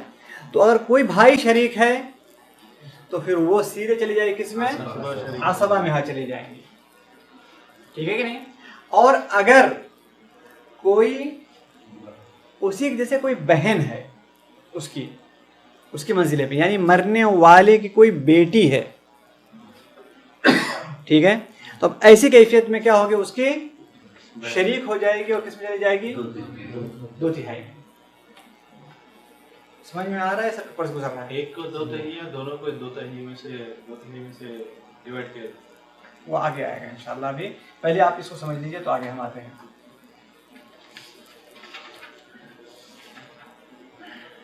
समझ में आया साथियों कि नहीं समझ में आ रहा है जी। शर्त यह है कि आधा उसको हासिल करने के लिए ना भाई शरीक रहे ना बहन शरीक रहे। एक से ज्यादा बेटियां हो तो 2/3 रहेगा। मैयत की एक से ज्यादा बेटियां हो तो 2/3 रहेगा। मैयत का बेटी के साथ भाई हो, क्या कहते बेटा हो, बेटी के साथ बेटा हो, तो फिर वो क्या जाएगा, आसामे में चला जाएगा।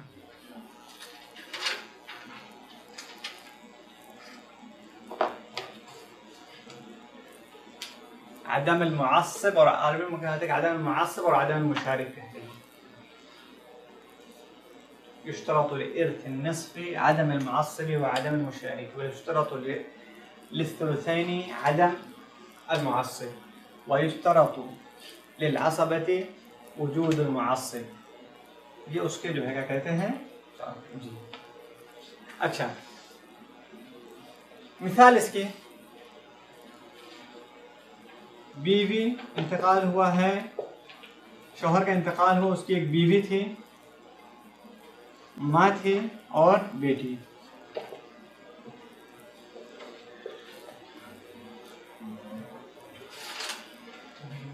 मिसाल से चीज़ें समझ में आती हैं। शौहर का इंतकाल हुआ है, उसके एक बीवी है, माँ है, बेटी। बेटी का आ जाएगा 1/8 बीवी को 1/8 8 है, चौथा हिस्सा रहेगा। बेटी है, बेटी होने की वजह से 8 रहेगा। माँ को 6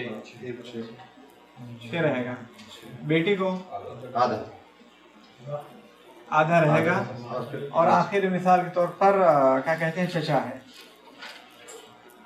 ठीक है, तो उनको क्या रहेगा, बाकी रहेगा। मसला कितने से रहेगा, 24 से रहेगा, क्योंकि 8 और 6 है यहाँ पे। बीवी को 3 रहेगा, माँ को 4 रहेगा, बेटी को 12 रहेगा, और बाकी 12 किन को जाएगा, 4 हिस्से बच रहे बाकी के। 4 हिस्सा बाकी का नहीं, 5 जी 5। किसको रहेगा फिर, चाचा को दे। चाचा को। अगर यहाँ चाचा नहीं है अल्हम्दुलिल्लाह, रद्द के तौर पर जाएगा। तो रद्द के तौर पे यहाँ पे आएगा, इन दोनों में, माँ में और बेटी में रद्द के तौर पे जाएगा। इक्वल बटेगा जी, इक्वल बटेगा दोनों को। हाँ नहीं, हिस्से के तौर पे जाएगा। जिनका जो 5 बच रहे हैं, तो ये इनको हिस्से के तौर पे आएगा। वो आगे इंशाल्लाह हम लेंगे, फिर उसको क्या तकसीम कैसे किया जाएगा। वाज़ेह रहा ना ये, बीवी, माँ, बेटी। तो यहाँ पर क्या रहा है, उनको बेटी को आधा हिस्सा मिला। क्यों, भाई भी नहीं भाई भी नहीं, उसका शरीक, उसके साथ हिस्सेदार शरीक भाई नहीं है, और न ही बहन है उसकी। ठीक है, इसलिए उसको। अच्छा, अगर मान लिया जाए यही मसले के अंदर 2 बेटी हो गई, तो क्या हो जाएगा, ये 2 तिहाई हो जाएगा। 2 तिहाई में से 2 बेटियों तो 2 तिहाई का मसला क्या रहेगा, अब यहाँ पे किस तरीके से हल किया जाएगा इसको। तो आप 48 हिस्से बनेंगे ना। नहीं, 2/3 में से दोनों बांट लेंगे। हाँ, ऐसा हाँ, होगा। ये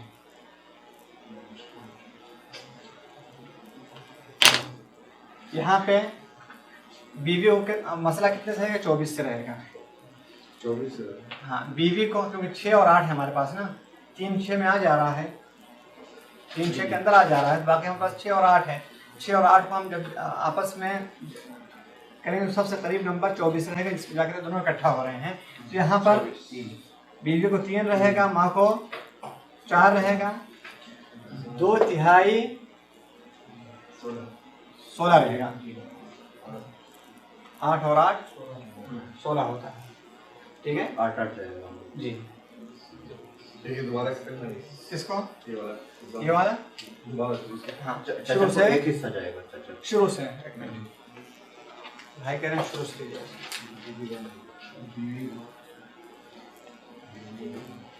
बीवी यहाँ पे 8वां हिस्सा लेगी, क्योंकि मैयत के औलाद है। ठीक है, माँ 6ठा हिस्सा लेगी, क्योंकि मैयत के औलाद है, बेटी है। ठीक है, बेटी यहाँ पे 2 हैं, तो 2 बेटी होने की वजह से क्या रहेगा, 2 तिहाई मिलेगा उनको। 2 बेटी होने की वजह से, क्योंकि हमारे पास पहला नुक्ता यह है कि वहाँ पर कोई भाई शरीक ना हो, वो तो नहीं है, लेकिन क्या रहा हमारे पास दूसरा नुक्ता, बहन शरीक है। और जब बहन शरीक होगी तो क्या रहेगा, यहाँ पे उसको आधा नहीं मिलेगा, कितना मिलेगा, 2 तिहाई मिलेगा। ठीक है, जब 2 तिहाई मिल रहा है यहाँ पे, तो बेटी को 2 तिहाई दिया गया, बाकी चचा को रहेगा। तकसीम करेंगे हम इसको, 24 से तकसीम करेंगे।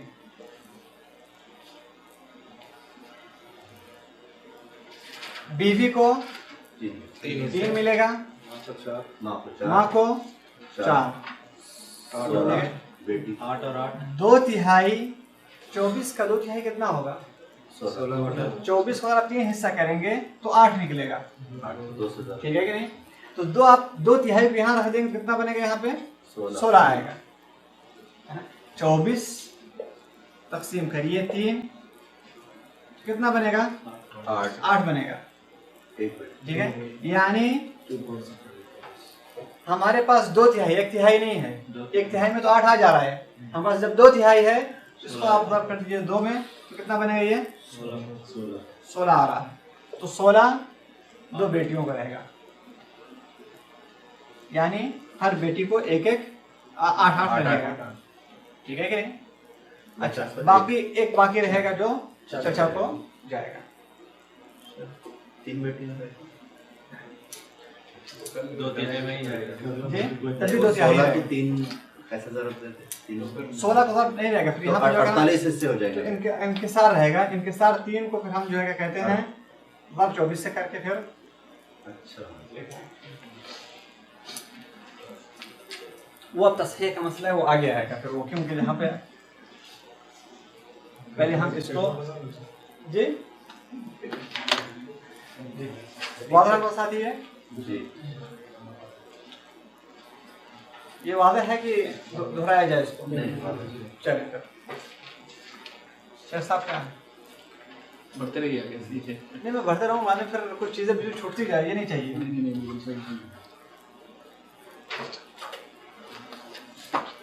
एक और मिसाल ले लें।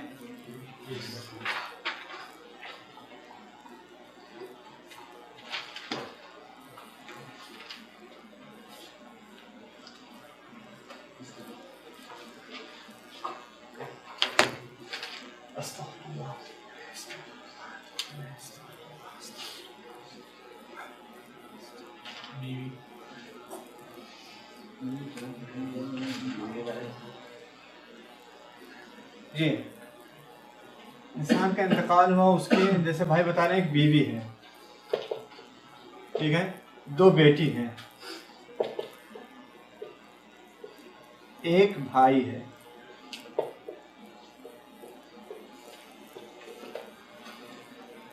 जी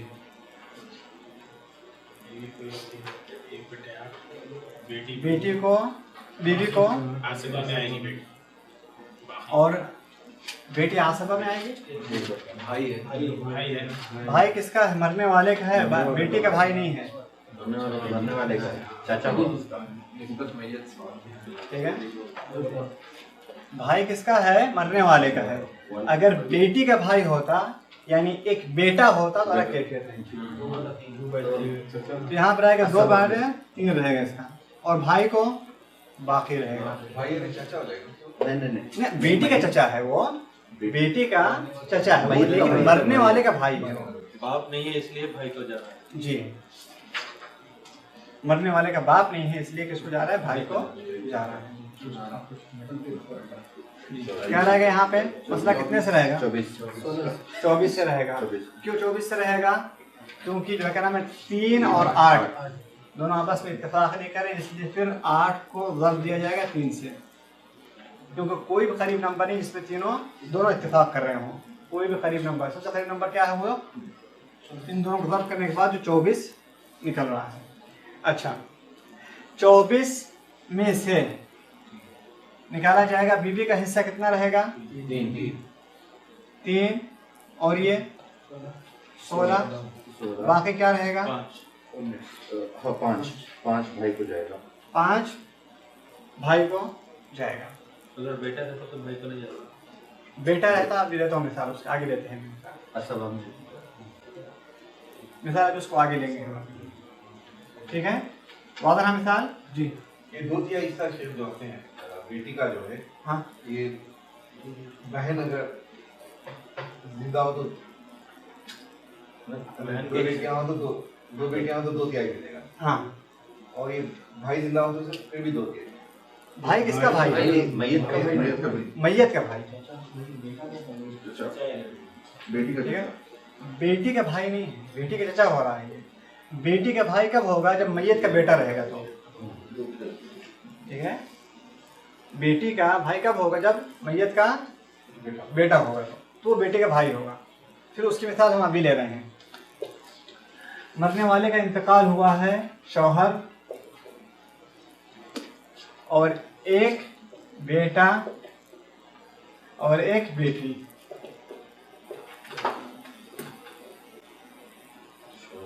शौहर है उसको कितना मिलेगा? एक चौथाई चौथाई हिस्सा मिलेगा। बेटा बेटा को आधा मिलेगा। जी हाँ, इसमें बाकी का सबा बेटी को सबा में जाएगा। असबा शरीक में आएगा। दो राय हो गई यहाँ पे। कुछ लोग कह रहे हैं बेटा को आधा मिलेगा बाकी बेटी को मिलेगा, असबा शरीक और कुछ लोग कहते हैं नहीं दोनों शरीक हो जाएंगे। असबा में शरीक ये उलमा की दो राय हैं, किस राय पे अमल किया जाए? असबा में शरीक जी ये दोनों आसबा हो जाएंगे। फिर क्या हो जाएंगे? दोनों आसबा हो जाएंगे। क्या हो जाएगा फिर यहाँ पे? लिज़्ज़करि मिस्लु हज़्ज़िल उन्सयैन। अल्लाह ताला कुरान में फरमाता है कि युसीकुमुल्लाहु फी औलादिकुम लिज़्ज़करि मिस्लु हज़्ज़िल उन्सयैन। यहाँ पे फिर क्या रहेगा? लड़के को लड़की का डबल मिलेगा, यानी ये सब बाकी इनके पास जाएगा। तकसीम किया जाए 4, एक शौहर को मिल रहा है, 3 बाकी हो रहा है, जिसमें से 2 बेटे को रहेगा, 1 बेटी को रहेगा। वाज़ेह रहा ना?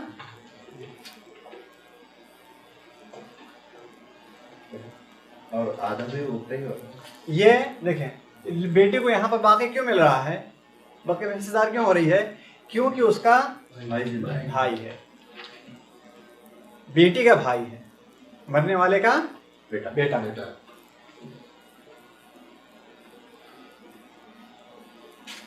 वाज़ेह है ये?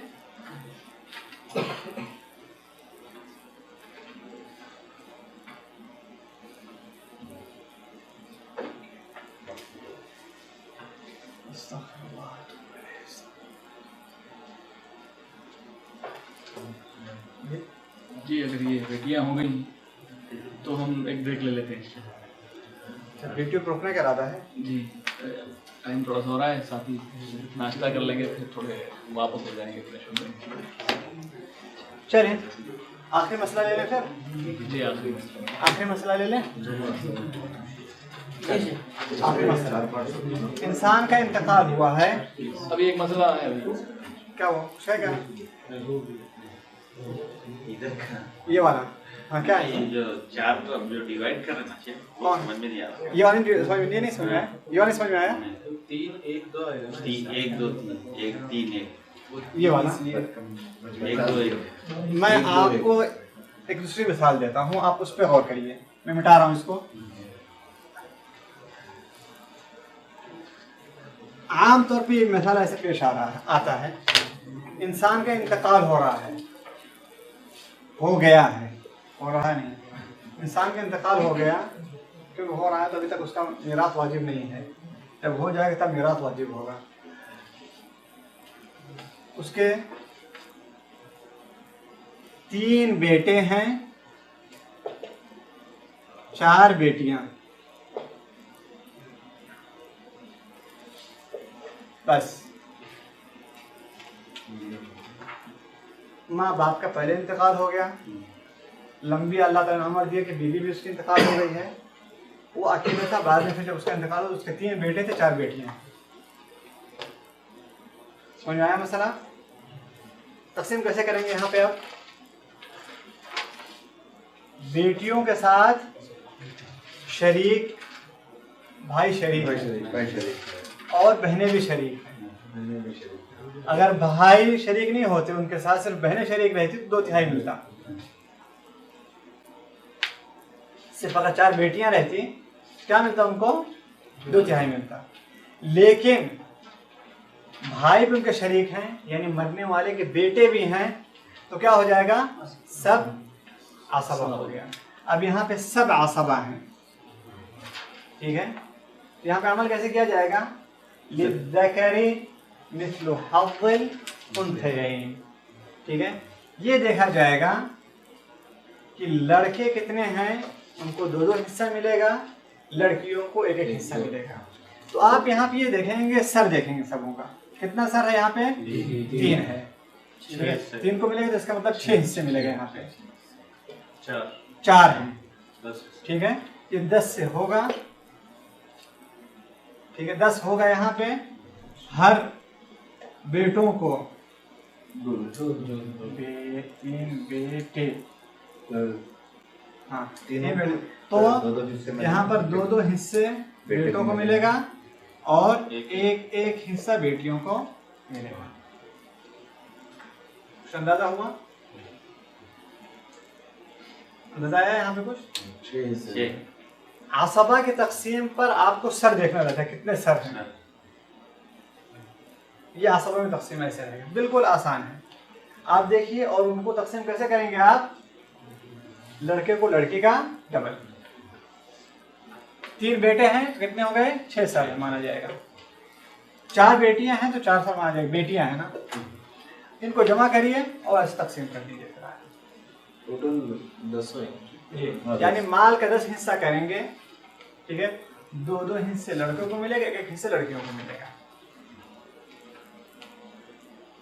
अगर किसी ने मिसाल के तौर पर 10 लाख छोड़ के गया, वो 2 लाख बेटों को, 2 लाख बेटों का रहेगा, 1 लाख बेटियों का रहेगा। वाज़ेह आगे समझ में आ गई चीज? जहां पर भी, अब यहाँ पर भी यही मामला रहा, यहाँ पर भी ऐसे ही मसला रहा। यहाँ पर एक बेटा था, यानी उसका मतलब क्या रहेगा? 2 सर माना जा रहा है ना। एक बेटी थी तो 1 सर माना जा रहा है, ठीक है। तो असल तौर पर 4 में जब तकसीम किए तो एक शौहर ले लिया, तो बाकी कितना है हमारे पास? 3। ये 3 आसानी से तकसीम हो गया। इधर माँ हो तो साथ में यहाँ पे क्यों यहाँ पर रख देते ना माँ को? चले वो तो 3 बेटे 4 बेटियां और माँ, मरने वाले की माँ, बनने वाली बीवी। मरने वाली की बीवी। तो अच्छा मरने वाली की कहते हैं बीवी है। कौन तकसीम करेगा इसको? तकसीम कौन करेगा साथियों? करेंगे 1/8 बच्चे से 7 हिस्से में लड़का बीवी को कितना रहेगा? 8वां हिस्सा रहेगा। मसला 8 से रहेगा। मसला क्या रहेगा? 8 से रहेगा। ये 7 हिस्से रहेंगे, ठीक है कि नहीं? कितना रहेगा? ये 7, बाकी 7 रहेगा। 7 तकसीम होगा इन पर, लेकिन क्या है? शेर से ज्यादा लोगों के सर हैं, ठीक है। तो आसानी से इसको दर्ज दिया जाए किस पर? 10 सर है ना, 10 पर दर्ज किया जाएगा, अच्छा, ठीक है ना। 80 हिस्से किए जाएंगे, 10 हिस्से बीवी को जाएंगे जी, और 70 हिस्से तकसीम किया जाएगा इन पर, ठीक है। 10 पर 9 तो 3 बेटे हैं ना, तो 15 चलिए आप लोग करें या मैं करूं? नहीं, गौर करिए। चलिए 70 का पहले अभी 2 तिहाई किया है। 10 में से जो 70 का 2 तिहाई, नहीं 70 में अभी 2 हिस्से तो देखिए अमन 14 14 14 7 7 7 7, देख लीजिए कितना हो रहा है। जमा हो रहा है कि नहीं हो रहा है? 70 हो रहा है कि नहीं हो रहा है जी? चल, तो इस तरीके से ये तकसीम किया जाएगा। अल्लाह अकबर। 14 का चल रहा है 70 में। अब हम यहाँ थोड़ा सा एक छोटा सा ब्रेक लेते हैं इंशाल्लाह नाश्ते के लिए। माशाल्लाह समझ में आ गया, नहीं मिल गए तो इस ब्रेक के बाद वापस होते हैं जल्दी से इंशाल्लाह। और ब्रेक से पहले मैं ज़रूर ये कहना चाहूँगा कि मसला जब बयान कर रहे हो शेख, तो तवज्जो मसले पर ही दें, आपस में आप लोग डिस्कस ना करें। इस तरह क्या हो, पीछे हो जाएंगे, फिर क्या बोलेंगे शेख को फिर से बताओ बोले, तो उसके बजाय साथ में रहिए तो मसले को आसानी से हल कर लेंगे। बाकी जो भी मसला पेश आ रहा है उसके मुताबिक पूछा जा सकता है, साथ साथ ही चलिए, ज़्यादा मुनासिब है। और आपस में डिस्कस करने के बजाय आप उलझेंगे, आपस में डिस्कस करेंगे तो आपका साथी आपको क्या बताएगा, और कंफ्यूज ही कर सकता है। तो उसके बजाय आप शेख से पूछ लें और शेख इजाज़त दे रहे हैं इस बात की।